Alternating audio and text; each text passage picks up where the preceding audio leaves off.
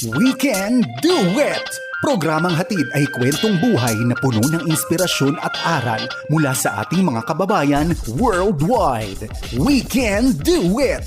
Dito lang sa inyong 702 DZAS, FEBC Radyo TV.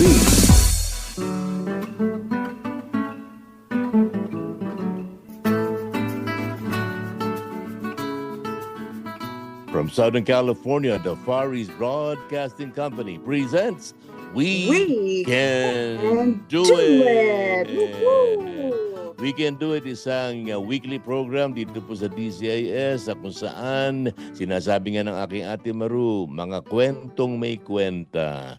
Kamusta ka, Ate Maru? Bagong taon at bagong pagkakataon na makapaglingkod sa Panginoon. Kamusta ka po this Tama. whole January?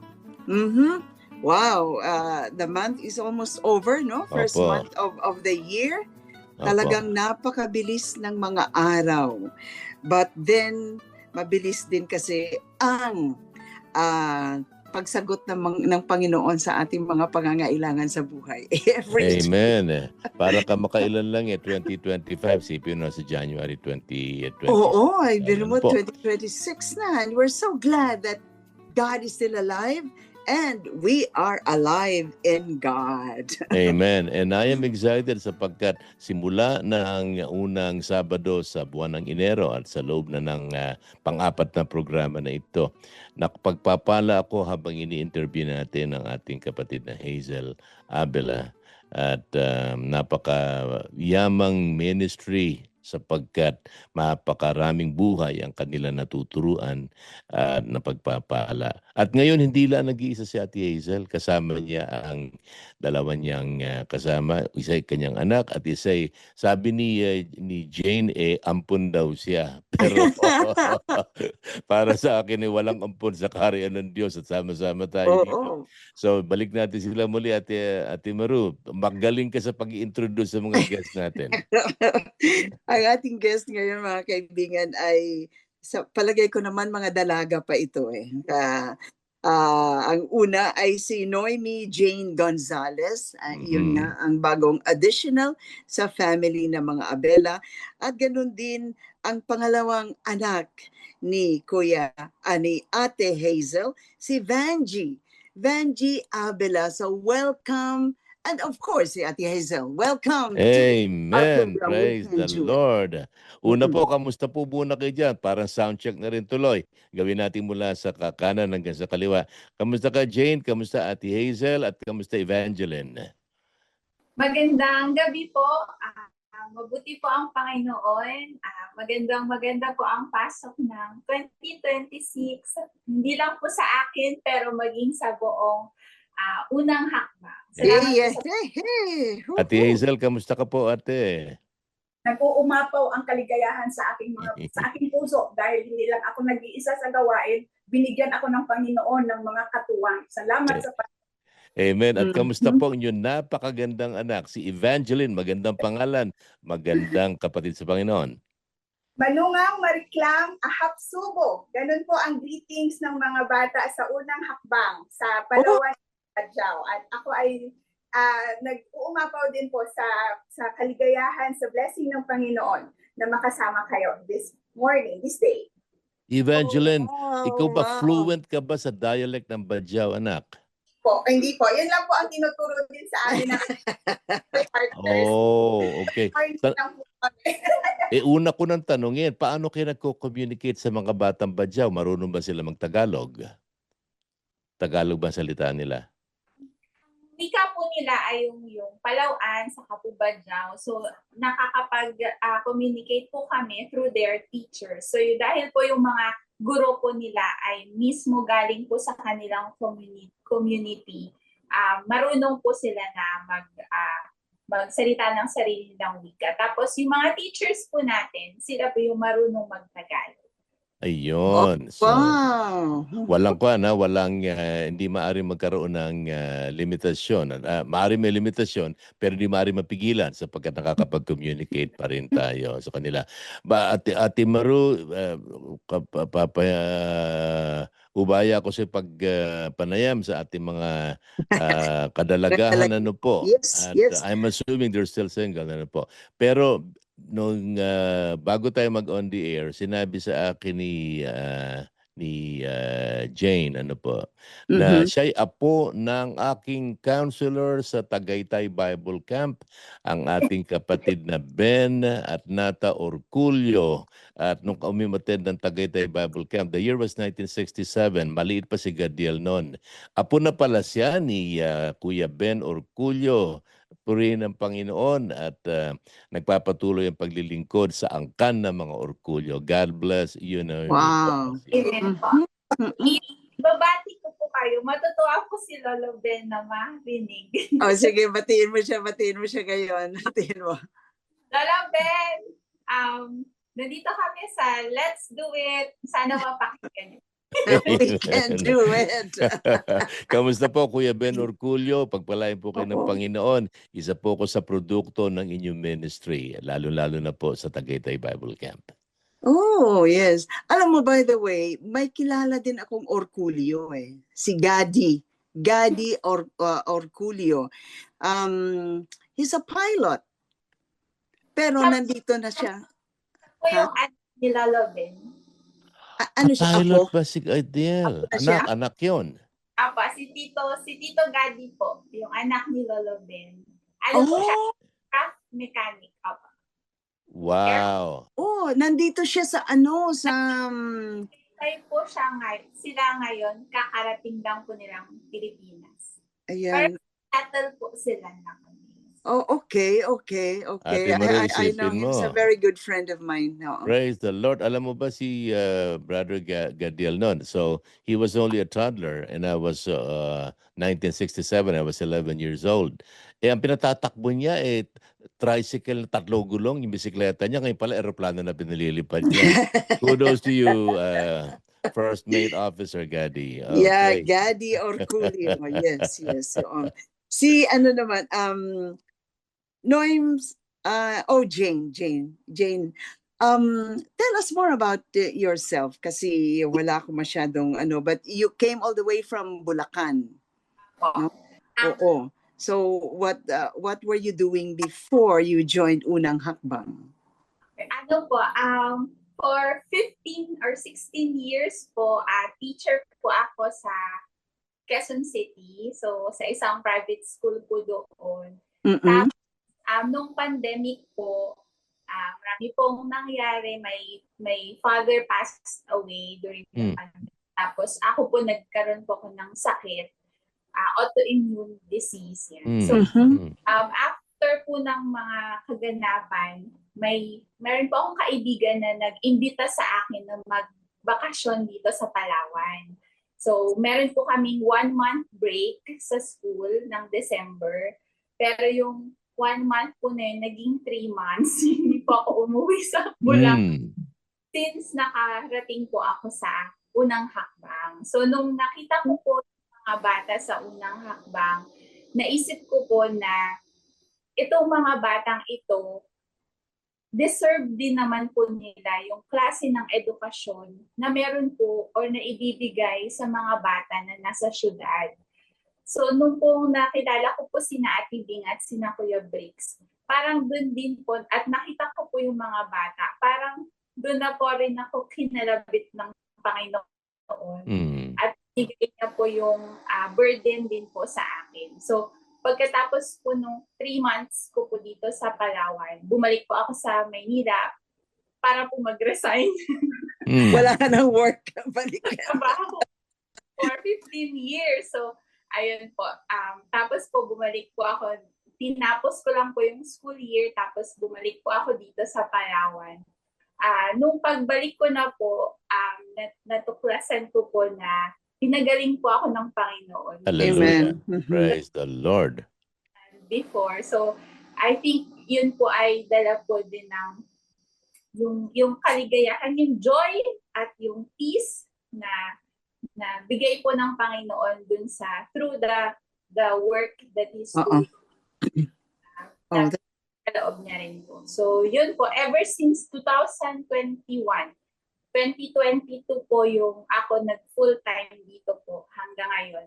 Papasalamat po ako sa Panginoon sa Praise the Lord. unang hakbang. Praise the good. That's Lord. good. That's good. Okay. Si ano naman, Vanji? Vanji, tell us more about you. No, you're the second daughter ng ating Ate Hazel. So, pakilala mo naman. What are you doing? Or what are you doing sa ministry? And for how long have you been there? Magandang umaga po ulit, and I'm very happy to be really a second generation PK. Pastor Amen. from our lolo to my papa, and Sunday school teacher din po. Lola ko Sunday school teacher, my mom is a Sunday school teacher, I became a Sunday school teacher. So talagang naipapasa. Kung merong mga nepo babies sa mga politics, ako po sa ministry. Amen. So, siguro, how long I've been with Unang Hakbang is as long as it was. Kasi yun Since po talaga birth. ang papel ko sa family. Ako po ang technical support. Ako po ang assistant ni mama, ni papa when they have speaking engagements, when they have ministry work. Sa akin ang mga PowerPoint, ang mga technical stuff. So, it's just been a natural progression of things na as Unang Hakbang grows, ganun din po, lumalaki din yung mga kailangan gawin, lumalaki din yung tasks. But it's been a joy, and it's my life's work, masasabi ko na din talaga. And from their training, from their example, natural na dito ko ibubuhos ang aking oras, ang aking panahon, ang aking mga God-given talents. And to God be the glory kasi nandun po yung purpose and fulfillment because of this ministry. Wow. Wow. Napakaganda ng example mo, Hayes, sa mga anak mo. There are people kasi na pag nakita nila, ay, yung trabaho ng mama ko, ayoko niyan, ayoko, di ba? Gusto ko, iba naman ako. But then I think it was a good influence. And nakita nila yung kahalagahan, and then hindi lang dun because of work, because of the ministry. The joy That- of serving Yeah, the joy of Amen. serving Jesus. There is joy in serving Jesus. So you saw that. Tapos malay mo naman kayong dalawa ni Jane, magkakaroon din kayo ng pamilya in the near future. Oo. Kaya baka magkaroon na kayo ng unang hakbang. Pero ang unang hakbang muna dyan, dapat makakita mo na mapapangasawa. Yeah. Ay, hindi problema ni Evangeline at ni Noemi yan. Lalo pa ngayon may exposure sila sa TV at sa I radyo. know. Ate Hazel, baka mami may mga tumawag na sa iyo. Kunyari, interesado sa unang hakbang, pero interesado pala sa iyong mga kasama sa unang hakbang. Meron po kaming biruan, Pastor Dave. Meron po kaming biruan. Basta ang unang kontrata, magsusuporta sa unang hakbang. Yan, siya tunay. Mga kalalakihan, no? Mga kabinataan na nanonood ngayon. Basta kung sino man ang kalooban ng Panginoon para sa inyo, pero pagka kayo'y nasama sa gawain ng Panginoon, at gagawin ko ng partikular, pagka kayo'y nakonekta sa pamilya, unang hakbang sa pangarap, hindi nyo pagsisisihan. Pero tandaan nyo, ang unang requirement, suportado muna ninyo. Bahagi kayo ng unang hakbang. Ang dami ko ginagawang pagpa-plug at Ate Hazel, simula pa ng unang program. Nakakatuwa ito mga pamangkin kong ito dahil sa bukod sa napakaganda ng kanilang puso, nasa Correct. Panginoon sila, at binanggit ni Evangeline kanina, nakita niya yung kanyang purpose. Tandaan niyo mga kabataan, tulad ng inyong mga kapwa kabataan na napapanood ngayon, si Naomi at si Evangeline, pag Mhm. natagpuan ninyo ang kalooban ng Panginoon at ang layunin ng Panginoon sa inyong buhay, magiging fulfilled kayo. If you Yes. miss that, pag hindi yun ang inyong naging buhay, if you totally miss the will of the Lord, miserable yan. Yumaman man kayo, magkapera man kayo, there's no fulfillment. Pero tinan nyo itong dalawang pamangkin kong ito.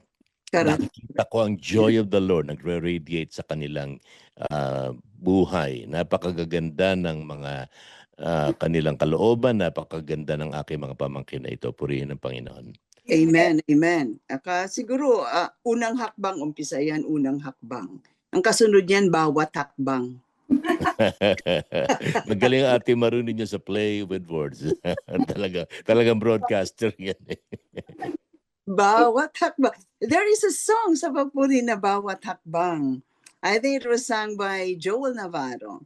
Papuri 2, I think. A very, very beautiful song. But naisip ko lang, unang hakbang, pero ang kasunod yan, bawat hakbang importante din, di ba? Para kay Jesus.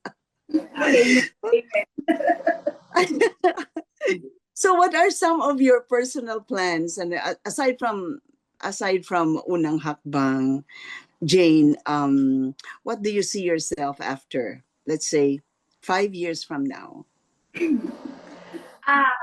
Ako po ay din po, masasabi ko po, nagpapasalamat po ako sa Panginoon na produkto din po ako na nakita ko rin po sa magulang, sa lolo't lolang ako, kung paano po sila nagministeryo.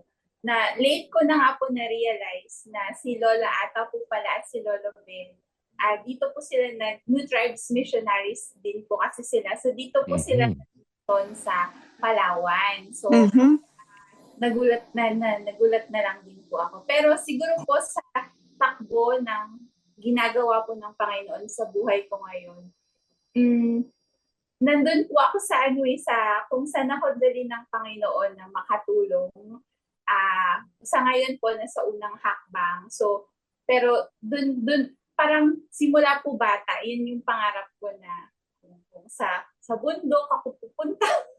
So, hindi na po akong nahulog sa bundok. So, parang po sa yung hindi lang siya basta adventure ng isang or Gen Z, ganyan. Pero yun nga po, yung adventure kasama mo ang Panginoon. So, Amen. Yun po siguro mas, sinasabi ko po Ate Bing, gusto ko rin na makarating sa ibang lugar kung papahintulutan ng Panginoon na magamit din po kung ano yung bigay niya po sa akin na talents or gifts. Kasi ko po talaga ay preschool teacher, training ko po talaga. So, magkwento lang sa mga bata, sumayaw lang kami, kumanta. Yun po, nandun din po yung joy ko po na i-share po sa kanila. At lalo na po yung salita po ng Panginoon. So, po dahil ng... You know, I can relate kasi mga preschoolers ang I was once a teacher too. Preschool teacher ako sa aming church, no? My students were 3.5 years old, 4 years old, and ang class ko kasi is reading readiness. So I taught them also how to read by phonics naman. Yung mga yung mga ganon. So ganon naman yun. And then the kids are just so lovable talaga, very innocent sila. And then I can tell you a joke. There was one time that I was not feeling well, so I told them pray for me, pray for Mrs. Javier because I'm not feeling well. I think my blood pressure is high. And then they prayed. One of the students prayed, Jesus, please help Mrs. Javier. Please take away the blood pressure of Mrs. Javier.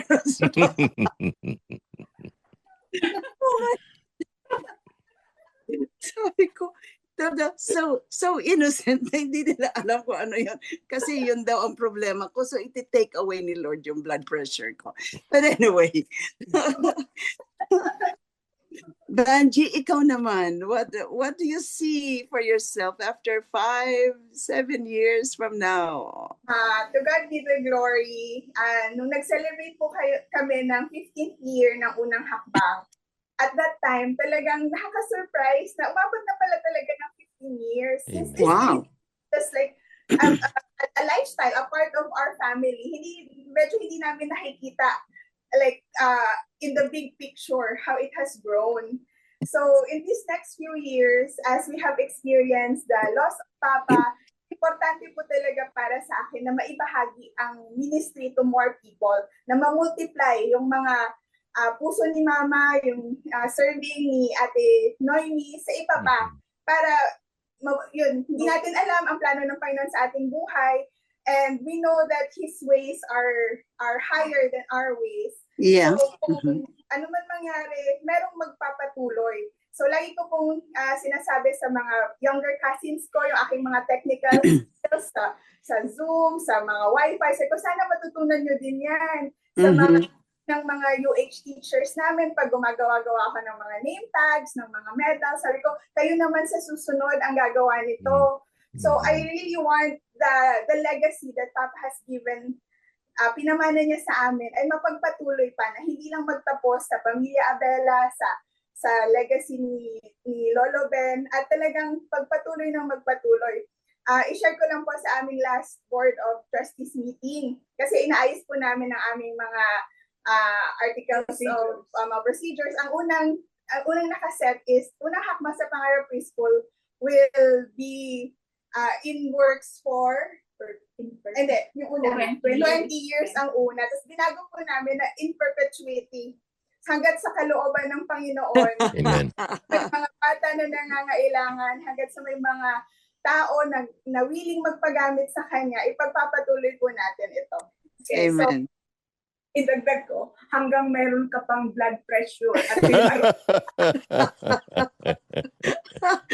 pang blood pressure. Alam mo, believe ako kay Ate Hazel, magaling ang tawag niya sa radio talk, magaling sa damputan. Pagka may isang idea, kailangan sa broadcaster yan ganyan Grabe, ano. So, nasa Palawan kayo ngayon, kayong dalawa, ano. Kailan ba kayo maging palatu?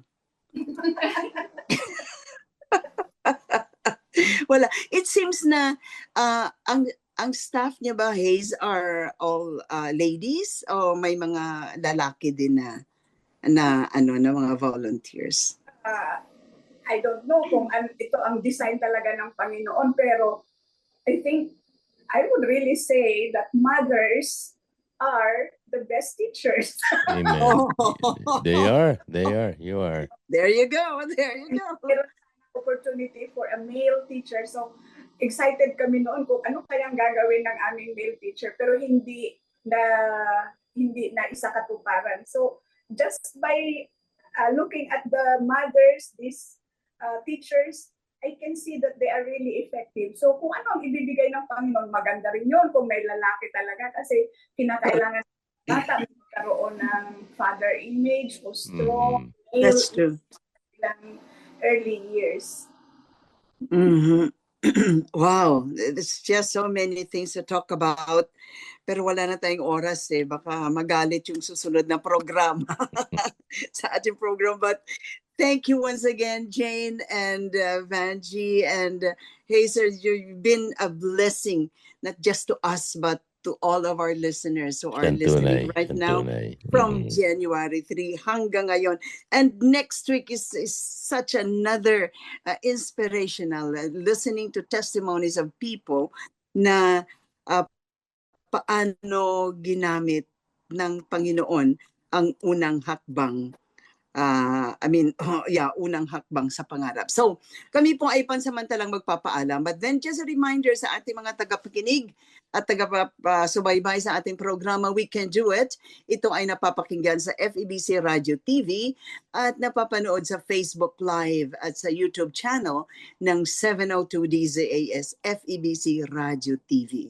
At ganun din tayo mapapakinggan sa DXKI 1062 Coronadal, South Cotabato tuwing Miyerkules ng hapon, alas 5:30. Kaya po,